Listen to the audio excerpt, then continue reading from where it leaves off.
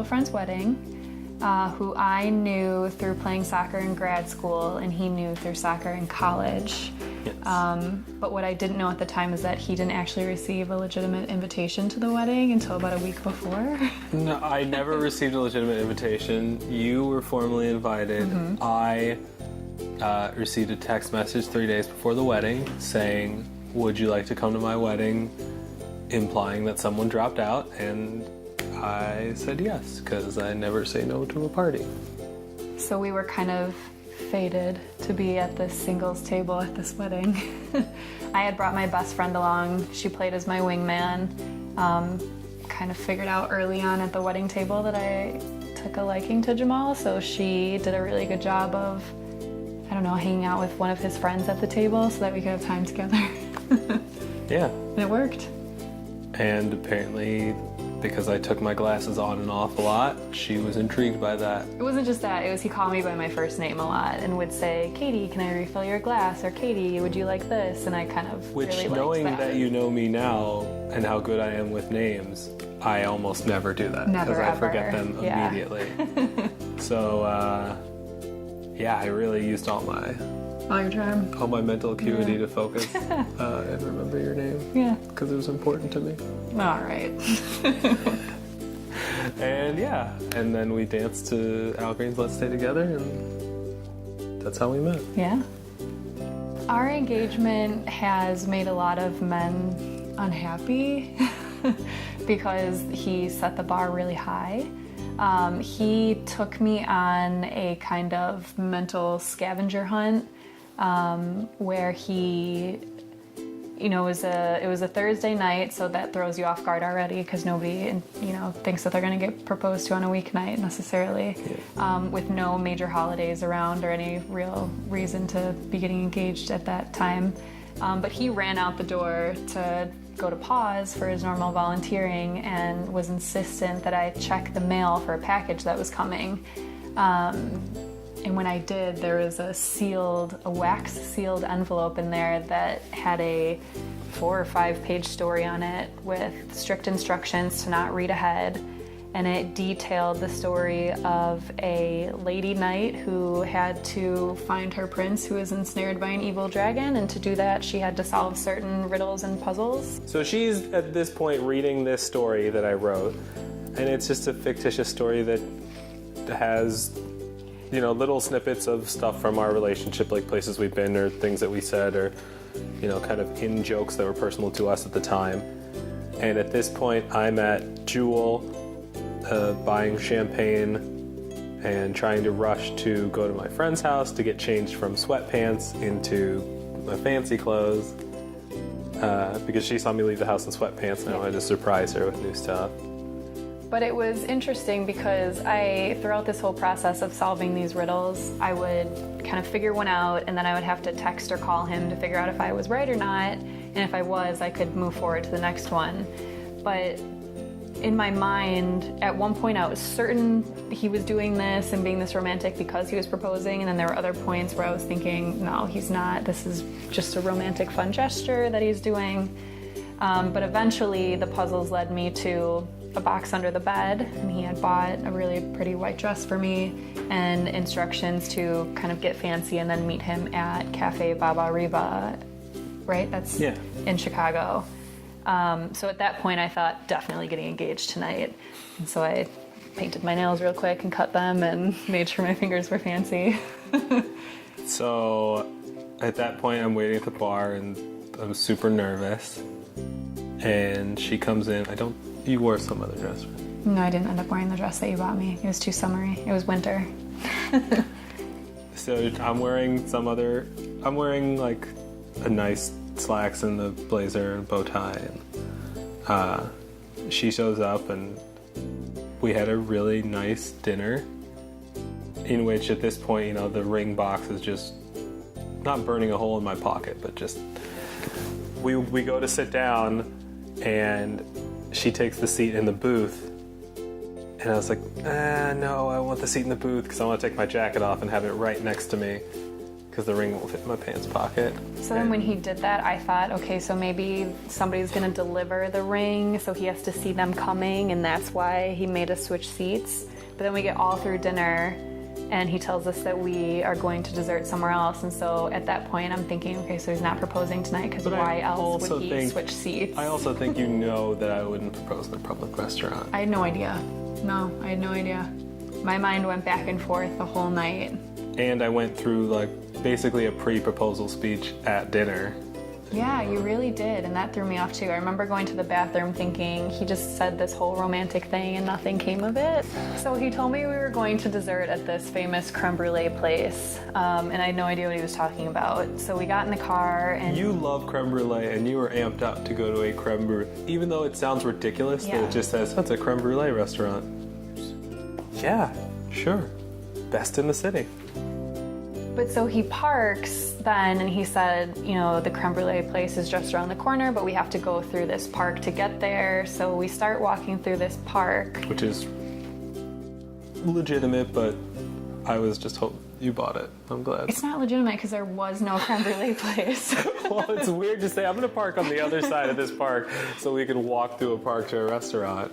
But we started walking and I saw this bench with a picnic basket next to it, and my first thought that I'm pretty sure I said out loud was, oh, somebody left their picnic basket here, as he's reaching for it. And then, you know, I realized this is our picnic basket, and he pulls out a bottle of champagne and 2 champagne flutes and a little speaker that he syncs to his phone and starts playing music. And so now I'm in a rom-com.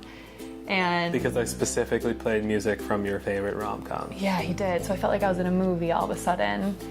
So we're sitting on... So what happened that she didn't see was when we parked, I had a friend of mine that was waiting in the park with a basket, and as soon as we parked, I gave him the little nod, and he dropped the basket and walked off. It's like a little Mission Impossible spy mission. Very yeah. And yeah, and also there were chocolate truffles inside. Yeah. But so we're sitting in this park, drinking champagne, watching people walk by. I am super giddy, thinking he's gonna propose again. Like now I'm definite that I'm getting proposed to that night. But we finished the whole bottle of champagne and still nothing. So at that, you know, he says, okay, we're actually going to the restaurant. So then I'm thinking, oh, he's not proposing. This is just super romantic. But then he kind of corrals me across the street and back towards the car, which is the opposite direction of where he said the restaurant was. And that's when I look to my right and see the facade of this beautiful building, and then the sign for it says the Chicago Newberry Library, and that's where the wedding was the night we met. And that's when it dawns on me that he's taking me back to that first location. Then he starts streaming through his phone Al Green's Let's Stay Together, which is the first song we danced to. And at that point, I hit excitement blackout, and I don't remember anything he said to me except that he did get down on his knee and propose, but I don't remember any of the words he used. I don't remember anything I said either, No. So that's kind of our little secret between no one. Yeah, I know. Yeah, so then I proposed. She said yes. I said yes. It's cool. I specifically remember a city bus, like bathing me in light Yep. as I was proposing. We danced a little on the street. Uh-huh. And then we get back in the car. She calls her parents, call my parents. And so at that point, you know, we're all riding high, and then we get home. And so you'd think it's over there, but then I open the door and our whole apartment is filled with yellow and white balloons and more champagne. So you'd had our neighbor go in while we were out and fill the apartment with balloons. Within the weeks prior, I had blown up about 100, I don't know, maybe 120 balloons, so they just covered our entire floor in the apartment. It was really awesome. And there's another bottle of champagne and more glasses and balloons. So, very long proposal story, but every time we tell it, all the women get very excited and the men get very angry. Well, we knew that we would be somewhat non-traditional from the start, just because I grew up traditionally Catholic, but I've always known that I wanted to get married outside. So knowing that, you know, Catholic priests won't marry you outside of the church, so we knew we were kind of going to be non-traditional as far as my family's concerned. And Jamal's family isn't terribly religious. Yeah, my They didn't family didn't really have... a strong opinion. No, they just wanted to make, you and I happy. Yeah. And when we started searching for things like this, one of the things that drew us was the fact that, the money that we give is a donation to the church. Yeah. I think when we were talking to your grandmother and your mother about it, they were just immediately, they were like, well, that's the right thing to do. I don't... Well, in the way the Service Ministries website is set up, you just make it seem so non-judgmental and non-threatening for any kind of lifestyle, and you have so many good paragraphs on the website that talk about traditional weddings and non-traditional, more contemporary weddings, and how you can mold the two of them, and it seemed like exactly what we were looking for. So... for me, it was important that the ceremony made her family happy and represented, who I am, coming from a less traditionally religious background, and I think it hit it out of the ballpark. Yeah. And the resources that were offered to help design the ceremony script were just so spot on in terms of kind of molding the two traditional and non-traditional styles that we were kind of working with. So that was absolutely fantastic, and it turned out perfectly. And your picture was very pleasant. Yeah, actually, that was a really good selling point. It's a great picture. You're going to be in all our wedding pictures. Yeah. It's important. So we had started putting together our own ceremony on our own before getting any of your resources, and just from just kind of an eclectic, Mod Podge of what we found on the internet. Googling stuff. But again, then when we were given your resources and were able to kind of put that together, and then actually sitting down and meeting with you and talking through it, and you getting a better idea of what our vision is, and then adding in all of your expertise, that final script that you gave us, I cried immediately when we were reading through it, because it was exactly what we were looking for. It was just the right amount of religious, that we felt very comfortable with it. It was very true to us. I knew it was something that my family would appreciate, and it was very important for my mom to feel like it was religious enough that it would be a legitimate marriage ceremony, and it really felt that way. And the day of, I was so giddy, and it was really hot that it was hard to pay attention too much, but we paid very close attention. It was perfect. No, I think it was great, and the way we weaved in, some of the more personal stuff for us, which is what our mom's talking, was really nice. And I think we were just perfectly on time, and it didn't feel too long, didn't feel too short. No, it felt the perfect amount of time, and it was personalized so well, and it felt, it just felt like a really great way to start off the marriage. I believed everything that you were saying. I took everything to heart, and part of the reason was because we had helped build what you were saying, so we were very invested in it. Yeah. We have had nothing but positive feedback from our guests. A lot of people were saying how it, felt very like us.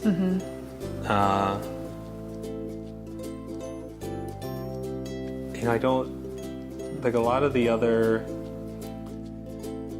services where you have, people writing it themselves, or a friend who's doing the officiating, it all can get very cringeworthy at times. And let's be honest, it can. We've been to a few weddings recently where friends have officiated, and they get maybe a little too weirdly personal, or they ramble on for things that don't really make sense for a marriage ceremony. And there's a fruit fly, sorry. No, and so this didn't feel anything like that. It felt right, but exactly it didn't how feel like be. A stranger was doing it either. No, that was the other great thing. It did not feel like a stranger was doing it. We've felt very comfortable with you since the first kind of Skype interaction that we had. We knew that it would be a good fit.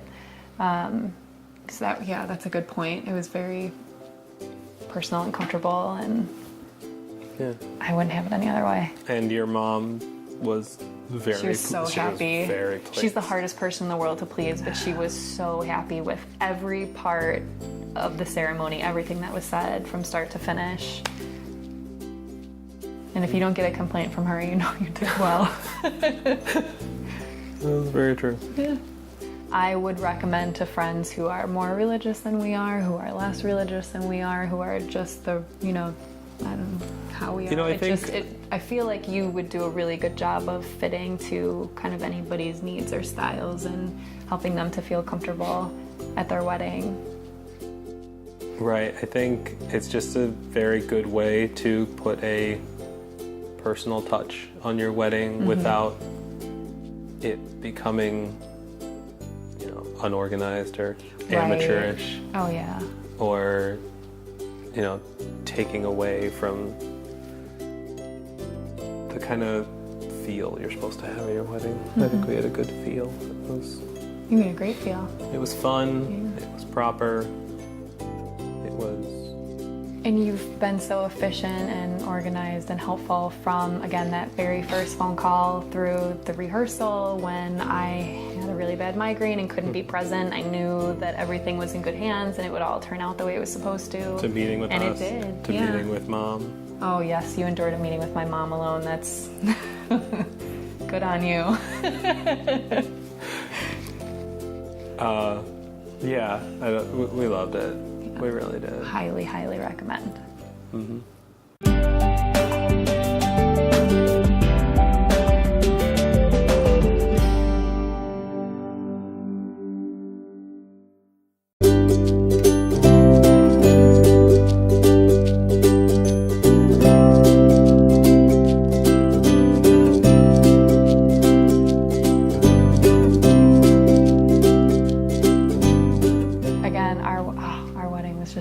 Fun and so wonderful. I would just like to pass that feeling on to other people and hope that they would experience the same.